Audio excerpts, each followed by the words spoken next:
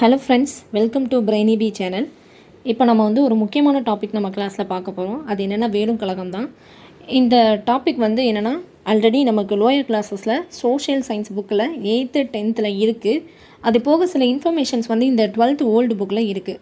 So அதை மட்டும் நம்ம இந்த டாப்பிக்கில் பார்ப்போம்.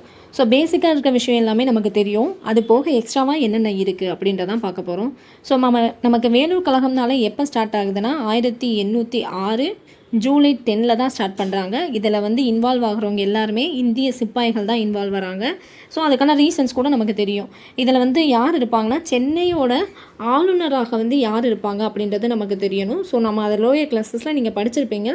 ஸோ இங்கே ஒரு தடவை ரீகால் மட்டும் பண்ணிக்கோங்க. ஸோ சென்னையோடைய ஆளுநராக பார்த்தோன்னா இங்கே இருப்பவர் பார்த்தோன்னா வென்னியம் பெண்டிங் பிரபு தான் இருப்பார். அதுக்கப்புறம் பார்த்தோன்னா படைத்தளபதியாக சர் ஜான் கிர்டாக் இருப்பார்.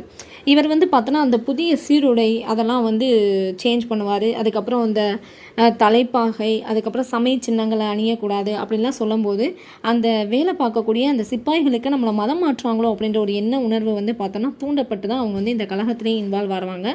ஸோ மெயினாக அந்த தலைப்பாகை இருக்குல்ல, அதை இன்ட்ரடியூஸ் பண்ணவங்க யார் அப்படின்றது பார்த்தோன்னா நீங்கள் கமெண்ட்டில் சொல்லுங்கள். ஸோ நெக்ஸ்ட்டு பார்த்தோன்னா இதில் என்ன விஷயங்கள்லாம் புதுசாக இருக்குது அப்படின்றத மட்டும் நம்ம பார்ப்போம். ஸோ இது நமக்கு வேலூர் கழகம் திடீர்னு அப்படியே ஸ்டார்ட் ஆன ஒரு விஷயம் கிடையாது. ஆல்ரெடி என்ன பண்ணுவாங்கன்னா இதுக்கான ரிஹர்சல்லாம் நிறைய தடவை நடந்திருக்கு. ஸோ இது இங்கே கொடுத்துருக்காங்க பாருங்கள். 1806 மே மாதம் என்ன பண்ணியிருக்காங்கன்னா வேலூர் படையில் ஒரு பிரிவினர் ஒரு புதிய விதியை பார்த்தோன்னா எதிர்க்கிறாங்க. ஏன்னா இவங்க புது ரூல்ஸ் போடுறாங்களா, அதெல்லாம் பார்த்தோன்னா எதிர்க்கிறாங்க. அதனால் என்ன பண்ணுறாங்கன்னா எதிர்த்து போராடும் போது அவங்களோட கோரிக்கைகளை நிராகரிக்கிறாங்க. அது மட்டும் இல்லாமல் அங்கே போராடின அந்த சிப்பாய்கள் இருக்காங்கல்ல, அவங்க எல்லாத்துக்குமே 500 to 900 கசேடிகள் பார்த்தோன்னா தண்டனையாக கொடுத்துருக்காங்க. ஸோ அது அப்படியே ஸ்டாப் ஆயிடுச்சு. நெக்ஸ்ட்டு என்னென்னா இந்த மாதிரி ஒரு விஷயம் நடக்க போகுது அப்படின்றது அவங்களுக்கு முன்னாடியே தெரிஞ்சிருக்கு. ஸோ அதை தான் நெக்ஸ்ட் பேராகிராஃபில் கொடுத்துருக்காங்க. ஜூன் மாதம் 17 1806 அந்த முதல் படைப்பிரிவு இருக்குல்ல, அந்த படைப்பிரிவை சேர்ந்த ஒரு இராணுவ சிப்பாய், அவரோட பேர் என்னன்னு பார்த்தோன்னா முஸ்தஃபா பெக். அந்த முஸ்தஃபா பெக் என்ன பண்ணுறாருனா அவரோட உயர் அதிகாரி இருக்கார்ல, அவர்கிட்ட போயிட்டு சொல்கிறாரு. உயர் அதிகாரியோட நேமும் இங்கே கொடுத்துருக்காங்க. கர்னல் போப்ஸ் அப்படின்றவர் தான் அந்த உயர் அதிகாரி. அந்த கர்னல் போப்ஸ்கிட்ட போய் சொல்கிறாரு, இந்த மாதிரி ஐரோப்பிய இராணுவ அதிகாரிகளையும் அழிப்பதற்கான ஒரு திட்டம் தீட்டிக்கிட்டு இருக்காங்க அப்படின்றத பார்த்தோன்னா அவர் போய் சொல்கிறாரு. ஆனால் அந்த உயர் அதிகாரி என்ன பண்ணுறாருனா அதை கண்டுக்கல. சரி ஓகே அப்போல்லாம் ஒன்றும் இருக்காது அப்படின்னு சொல்லிட்டு அதை அப்படியே விட்டுட்டார்.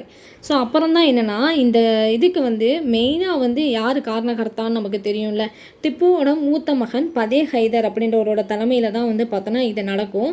ஸோ இதுக்கு ஒருத்தர் ஹெல்ப் பண்ணியிருப்பார். அதாவது திட்டம் தீட்டுறதுக்கு யார் திப்புவோட மகனுக்கு பதே ஹைதருக்கு ஹெல்ப் பண்ணாங்க அப்படின்னு பார்த்தோம்னா முகமது மாலிக் அப்படின்ற ஒருத்தர் பார்த்தோன்னா ஹெல்ப் பண்ணியிருக்காரு அப்படின்றது இங்கே சொல்லியிருக்காங்க. ஸோ முகமது மாலிக் என்ன பண்ணியிருக்காருன்னா அந்த ரகசிய தகவல் இருக்குல்ல, அந்த ரகசிய தகவல் எல்லாத்தையுமே கொண்டு பதே ஹைதர்கிட்ட கொடுக்குறாரு. ஸோ அது மூலமாக பார்த்தோன்னா அவரால் திட்டம் தீட்ட முடிஞ்சிச்சு. ஸோ இதில் பார்த்தோன்னா இங்கே கொடுத்துருக்காங்க பாருங்கள். வேலூர் இராணுவ புரட்சிக்கு பதே ஹைதர் மற்றும் மொய்சுதீன் 2 பேரும் சேர்ந்து தான் திட்டம் தீட்டியிருக்காங்க. திட்டம் தீட்டதுக்கு ரகசிய தகவல் கொடுத்தது தான் யாருன்னு பார்த்தோம்னா முகமது மாலிக். ஓகேவா? ஸோ இதில் இருக்கிறதான் இதில் கொஞ்சம் எக்ஸ்ட்ரா பாயிண்ட்ஸ் இது மட்டும்தான். ஓகேவா? ஸோ இதை நல்லா நீங்கள் ரீகால் பண்ணிக்கோங்க. இந்த இதுக்கு பார்த்தோன்னா வேலூர் புரட்சிக்கு திட்டம் தீட்டது பதே ஹைதர், அதுக்கடுத்து மொய்சுதீன் ஒருத்தர். இதுக்கு பார்த்தோன்னா ரகசிய தகவலை கொடுக்கக்கூடியவரோட நேம் பார்த்தோன்னா முகமது மாலிக். ஓகேவா? ஸோ இது ஃபஸ்ட்டு நடக்கலை. ஆல்ரெடி மே மாதமே இதுக்கான ஒரு எதிர்ப்பு தெரிவிச்சிருக்காங்க. அதுக்காக அவங்களுக்கு தண்டனையும் கிடச்சிருக்கு அப்படின்றத சொல்லியிருக்காங்க. நெக்ஸ்ட்டு பார்த்தோன்னா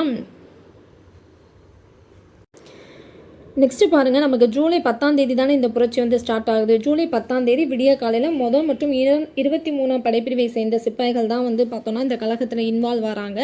ஃபஸ்ட்டு பலியாகிறது யாருன்னு பார்த்தோன்னா கர்னல் பேன்காட் பலியாகிறாரு. அதுக்கடுத்து 23 படைப்பிரிவை சேர்ந்த மிக்காரஸ் அப்படின்றவர் பார்த்தோன்னா பலியாகிறாரு. ஸோ அங்கே 23 படைப்பிரிவுன்னு கொடுத்துருக்க மாட்டாங்க. இங்கே 23 படைப்பிரிவை சேர்ந்த மிக்காரஸ்னு கொடுத்துருக்காங்க. ஓகேவா? அதுக்கடுத்து என்ன பண்ணுவாங்கன்னா நெக்ஸ்ட்டு யார் கொள்வாங்கன்னா ஆம்ஸ்ட்ராங் இறந்து போயிடுவார். இந்த 3 பேர் இறந்து போயிடுறாங்க. பேன்காட்டு, அதுக்கப்புறம் மிக்காரஸ், அதுக்கடுத்து ஆம்ஸ்ட்ராங். இந்த 3 பேரும் பார்த்தோன்னா இறந்து போயிடுவாங்க. ஸோ இதில் 12க்கும் மேற்பட்ட இராணுவ அதிகாரிகள் கூட இறந்து போயிருக்காங்க. ஸோ இந்த தகவலை வந்து யார் வந்து ஜிஎல்எஸ்பிக்கு வந்து சொல்லுவாங்கன்னு பார்த்தோம்னா கூட்ஸ் அப்படின்றவர் தான் சொல்லியிருப்பார். அவர் வந்து என்ன சொல்கிறாங்கன்னா, இந்த வேலூர் கோட்டையிலேருந்து 14 மைலுக்கு அப்புறம் இருக்கக்கூடிய ஒரு ஊர் தான் ராணிப்பேட்டை. அந்த ராணிப்பேட்டையில் தான் யார் இருப்பார்னா ஜிஎல்எஸ்பி வந்து இருப்பார். ஸோ அந்த கூட்ஸ் வந்து என்ன பண்ணுவார்னா, அந்த ராணிப்பேட்டைக்கு போய் அங்கே இருக்கக்கூடிய ஜிஎல்எஸ்பிகிட்ட வந்து பார்த்தோன்னா இந்த விஷயத்த சொல்கிறாரு. அது வந்து எங்கே வேலூர் கோட்டையிலேருந்து 14 மைல் தூரத்தில் இருக்குது. ஓகேவா?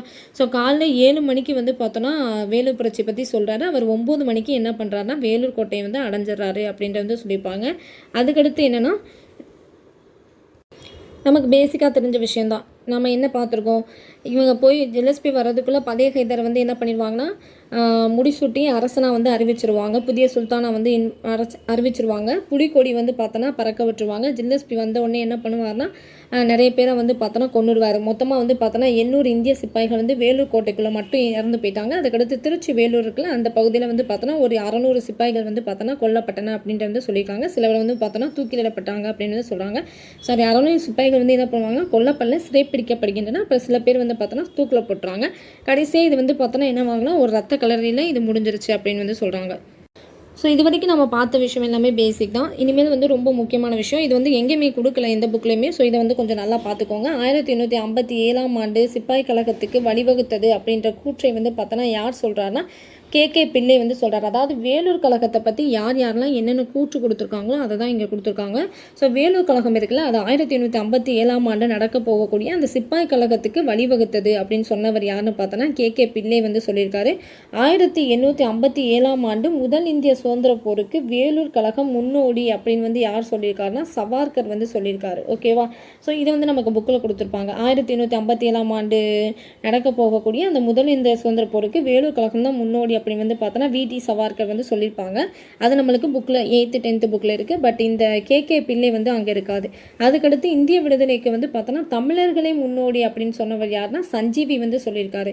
இந்திய விடுதலை போருக்கு தமிழர்களே முன்னோடின்னு சொன்னவர் சஞ்சீவி. ஓகேவா? அதுக்கடுத்து காலனி ஆதிக்கத்தை எதிர்த்து மருது சகோதரர்கள் நடத்திய போராட்டத்தின் தொடர்ச்சியே வேலூர் கழகம் அப்படின்னு சொன்னவர் யாருன்னா கே ராசையன் அப்படி வந்து சொல்கிறாங்க. ஓகேவா? ஸோ காலனி ஆதிக்கத்தை எதிர்த்து மருது சகோதரர்கள் நடத்திய போராட்டத்தின் தொடர்ச்சியே வேலூர் கழகம்னு சொன்னவர் கே ராசையன். ஸோ இந்த 4 கூற்று வந்து நமக்கு ரொம்ப முக்கியமானது. 1857ஆம் ஆண்டு சிப்பாய் கழகத்துக்கு வேலூர் கழகம் தான் வழிவகுத்தது அப்படின்னு சொன்னவர் வந்து பார்த்தோன்னா கே பிள்ளை. ஓகேவா? ஸோ அதுக்கடுத்து 1857ஆம் ஆண்டு முதல் இந்திய சுதந்திர போருக்கு வேலூர் கழகம் முன்னோடின்னு சொன்னவர் சவார்கர். அதுக்கடுத்து இந்திய விடுதலைக்கு தமிழர்கள் தான் முன்னோடி அப்படின்னு சொன்னவர் யாருன்னா சஞ்சீவி. அதுக்கடுத்து என்ன சொல்கிறாங்க, காலனி ஆதிக்கத்தை எடுத்து மருது சகோதரர்கள் நடத்திய போராட்டத்தின் தொடர்ச்சி தான் வேலூர் கழகம் அப்படின்னு சொன்னவர் யாருன்னா கே ராசையன் வந்து சொல்லியிருக்காரு. ஸோ அவ்வளோதான் இதில் இருக்கக்கூடிய இன்ஃபர்மேஷன். ஸோ இதை மட்டும் நீங்கள் நல்லா பார்த்துக்கோங்க. இதுலேயே வந்து இந்த புக் பேக்கில் வந்து 1 வேர்ட்ஸ் இருக்குது, அதை பார்த்துருவோம்.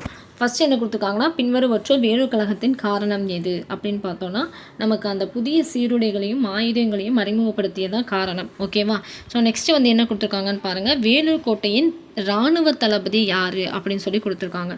ஸோ வேலூர் கோட்டையின் இராணுவ தளபதியாக இருந்தவர் யார்னா அக்னியூ தான் வந்து பார்த்தோன்னா இருந்துப்பார். ஸோ வேலூர் கோட்டையோட இராணுவ தளபதி வந்து பார்த்தோன்னா அக்னியூ. அதுக்கடுத்து வந்து பார்த்தோன்னா இங்கே பாருங்கள், டேஸ் கோட்டைக்கு வெளியே இருந்து கொண்டு ராணிப்பேட்டைக்கு சென்று உதவியை நாடினார் அப்படின்னா மேஜர் கூட்ஸ் தான் வந்து என்ன பண்ணுவார்னா நமக்கு வந்து அந்த இவர்கிட்ட ஜிஎல்எஸ்பிகிட்ட போயிட்டு தகவலை சொல்லி நமக்கு அந்த உதவியை வந்து கொண்டு வந்து கொடுப்பாரு. ஸோ அப்போ வந்து செகண்ட் 1 வேர்டுக்கு ஆன்சர் வந்து பார்த்தோன்னா கூட்ஸ். ஸோ நெக்ஸ்ட்டு பாருங்கள், பொறுத்துக்க கொடுத்துருக்காங்க. ஸோ அதுக்கு ஆன்சரை பார்ப்போம்.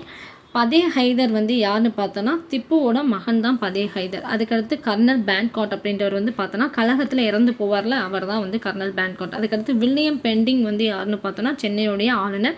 கர்னல் ஜிஎல்எஸ்பி வந்து யாருன்னு பார்த்தோன்னா கழகத்தை அடக்கியவர். ஓகேவா? ஓகே ஃப்ரெண்ட்ஸ், இந்த வீடியோ உங்களுக்கு பிடிச்சிருந்துச்சுன்னா லைக் பண்ணிக்கோங்க, உங்கள் ஃப்ரெண்ட்ஸுக்கு ஷேர் பண்ணுங்கள். ஏதாவது மிஸ்டேக்ஸ் இருந்துச்சுன்னா அதை வந்து கமெண்ட்ஸில் சொல்லுங்கள். நம்ம சேனலை சப்ஸ்கிரைப் பண்ணிக்கோங்க. இனி ஒவ்வொரு டாப்பிக்காக தொடர்ந்து வரும். தேங்க்யூ.